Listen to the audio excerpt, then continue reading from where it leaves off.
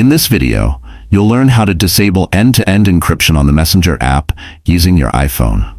If your messages aren't syncing properly across devices, or you're unable to use features like chat backups, turning off encryption might fix it. Follow along as I walk you through the exact steps. Start by opening the Messenger app on your iPhone and make sure you're logged into your account. Next, tap the three horizontal lines at the top left corner to open the side menu. Then tap the gear icon in the top right to access Messenger settings. Scroll down and tap on Privacy and Safety.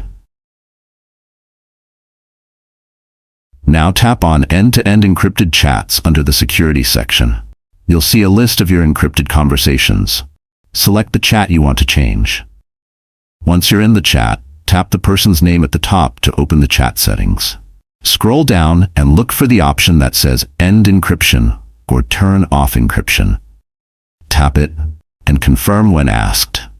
Once this is done, the conversation will switch back to normal Messenger mode, and you'll be able to sync messages across devices and use other features again. Thanks for watching. Drop a comment below if you have any questions, and let me know what topics you'd like me to cover next. Hit the like button and subscribe for more quick tutorials like this.